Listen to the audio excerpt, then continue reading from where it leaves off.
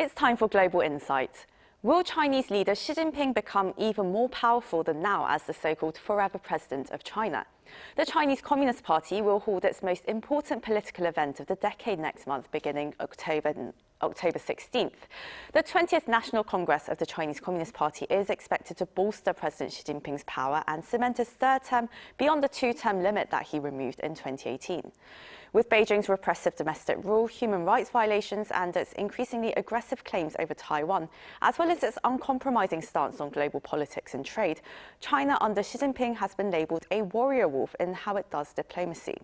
So with Xi looking to tighten his control, what does this mean for China and the world? For the answers, we turn to a leading opinion leader and expert on contemporary Chinese politics and international relations. Professor Rana Mitter is a British historian who teaches history and politics of modern China at the University of Oxford. It's lovely to have you back on our channel, Professor Mitter. Thank you so much for joining us.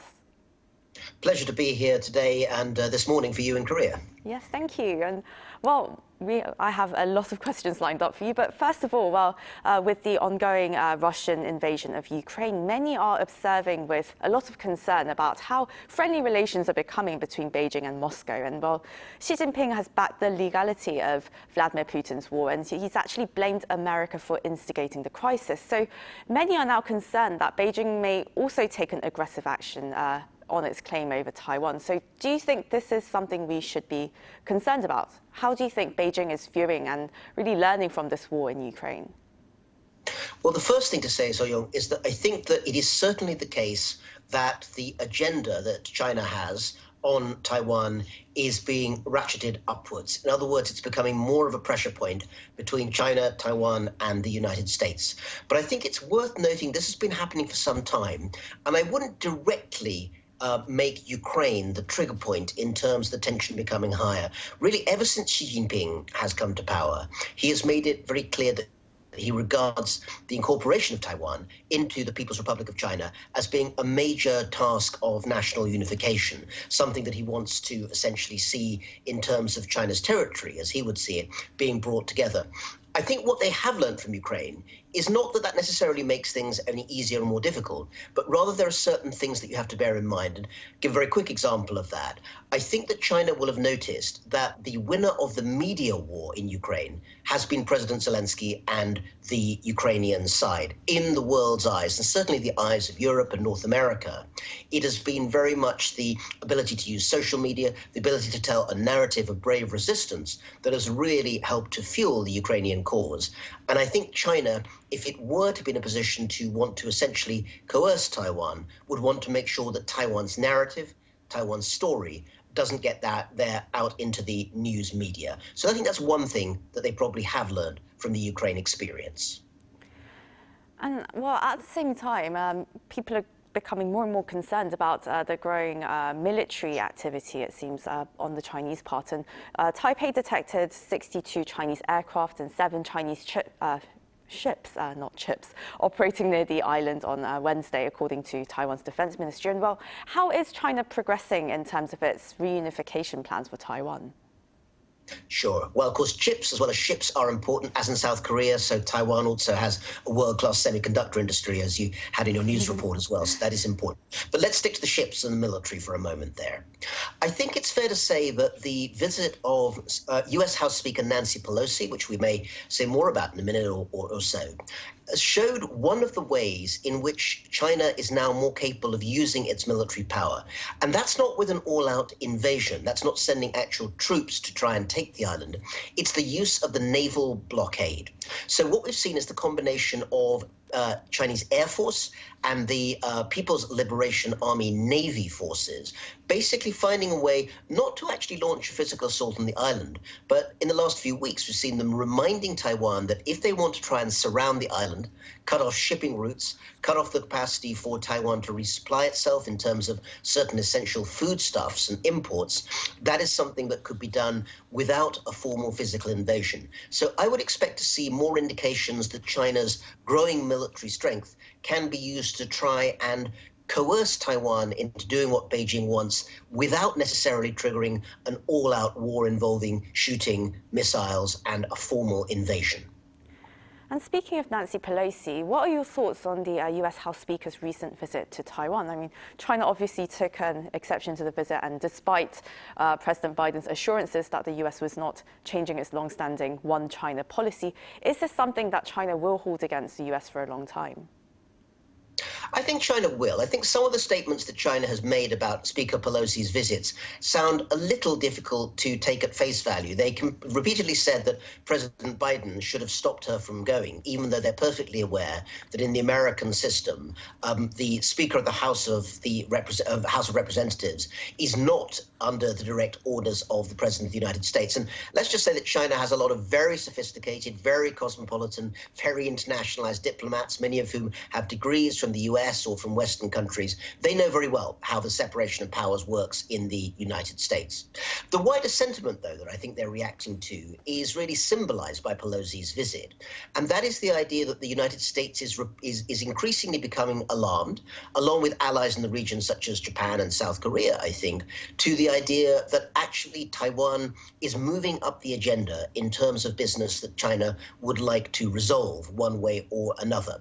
And I think that part of what the visit was supposed to do was to indicate that actually Taiwan is considered to be a very important interest from the United States point of view and the point of view of its allies, first for reasons of regional security, keeping the status quo as it is in the Asia Pacific, and second for what you might call values reasons. In other words, liberal democracies, South Korea, Japan, are very much societies that the current US administration wants to defend. And even though Taiwan is not a internationally recognized state, the US will draw a difference between recognizing Taiwan's independence, which they have absolutely repeatedly said they will not do. China claims that they want to, but in fact, the US has made it clear they will not do that, as opposed to defending Taiwan's democracy, its multi-party system, its free media, its ability for people to say what they want freely in the public sphere.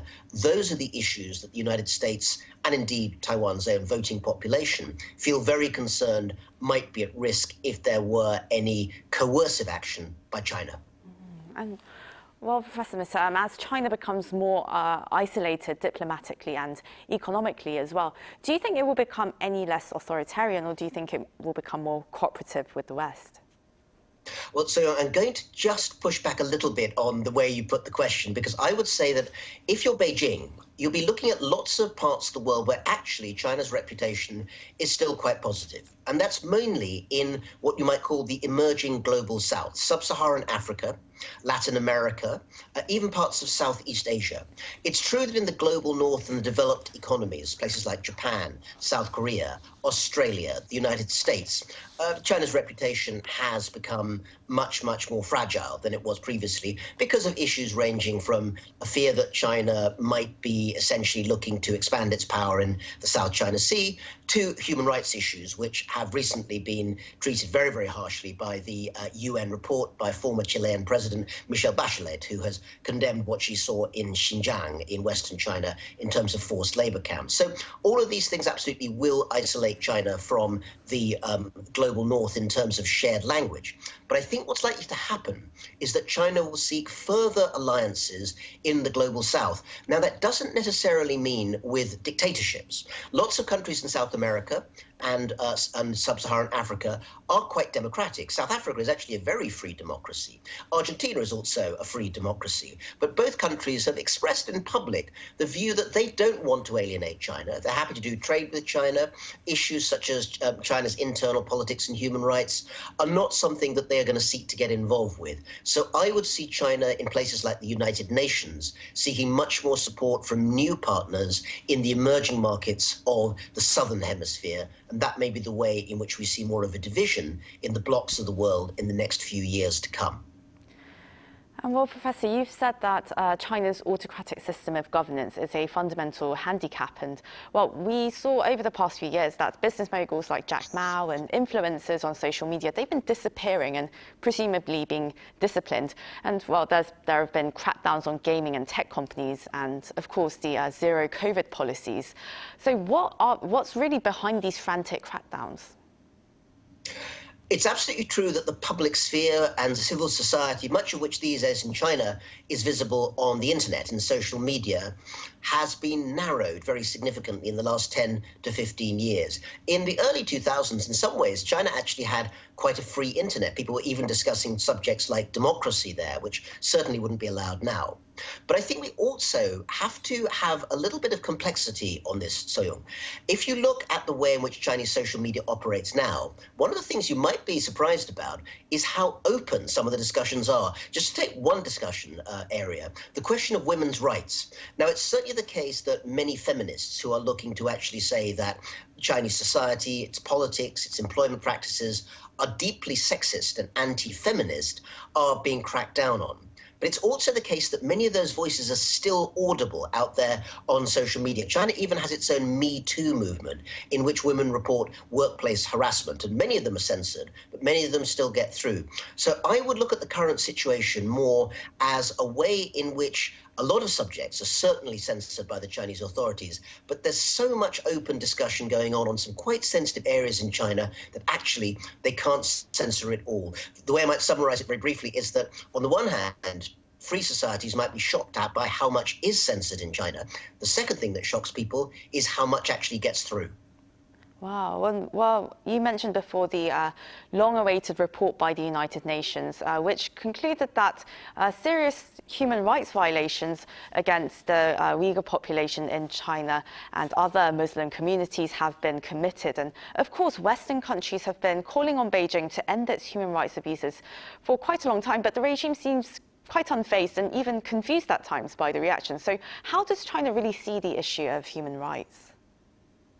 China is doing all that it can, particularly in places like the United Nations, to change the definition of human rights. They're very clear that they don't want to end the idea of human rights as a concept, but they argue, sometimes using this language, that human rights, where it comes to human rights, the right to survival, the right to actually be able to, put food in your mouth is the first human right. And they've turned many of the arguments about human rights in the UN and elsewhere into an argument about whether or not societies provide enough of an economic basis for people to be able to survive. And they'd be much less interested in pushing forward the idea of individual civil liberties, free media, freedom of speech, and so forth. I think the recent UN report by former Chilean President Michelle Bachelet is going to be a hard one to push back, though, not just because of the content, which is very critical about Xinjiang in Western China, where there are pretty clear journalistic evidence has been brought through of forced labor camps, but also because the person who's written the report, Michelle Bachelet, is not a Westerner. She's not from America, North America. She's Chilean. And that is part of South America, a place that I mentioned just now, actually is a place where China wants to make new friends. So it matters that it's a Chilean saying it. Secondly, Michelle Bachelet has huge personal authority. Why? Because she came of age during the dictatorship in Chile in the 1970s, a right-wing dictatorship, actually, in which she was personally tortured and treated very, very badly indeed, and came from that experience through democratization to being elected as Chile's president. So a figure like that can't be dismissed as simply some sort of tool of Washington. And China, if it wants to be serious about talking to the global south, talking to the emerging markets of the world, will need to have an answer to a set of questions that have been brought up by a distinguished Chilean woman who is definitely not someone who simply comes out of the United States. Well, because of time, I'm afraid this will have to be the last question. But Xi Jinping's grip on the CCP, how secure is it really? Do you think he really will be forever president? And on that note, do you think there will be some waves of changes within Chinese society as the younger generation? Do you think they're going to accept the CCP style of governance? Well, I'll briefly answer that in its parts. One, I think that it is almost certain that Xi Jinping is extremely secure in power. I think it is very likely that in a couple of weeks' time or a few weeks' time, he will achieve his third term in power, unprecedented in the modern era. Second, I think it's fair to say we might see some changes, particularly in the area of economic policy. Essentially, we might see a new prime minister replacing current Prime Minister Li Keqiang, someone who is perhaps more oriented towards market economics rather than the state dominating the agenda, and that's essentially because they're worried that the economy is continuing to perform poorly after the COVID crisis. China, of course, is still very much in lockdown, even while other countries, including South Korea, are beginning to come out of it. And the final part of the question, the youth generation. Well, China is still suffering a real demographic shrinkage because of the one-child policy that existed for over 40 years. Many of China's youth today are very disappointed in their own lives. Some young Koreans have spoken in the past about having what they call hell choson, the idea of a society which doesn't give them good jobs and futures. And that idea, which is known as last generation in China, is very similar. Young people, not very political, not wanting to overthrow the system, but saying if they can't get good jobs, they can't bring up families, they can't afford a mortgage, then really what is modernization for? And that is the single most challenging question, I think, internally facing Xi Jinping in his third term. And it's one that he and his government will have to concentrate on with great intensity. Well, thank you very much, Professor Rana Mitter, for your time today. We hope you can make time for us again soon. Of course.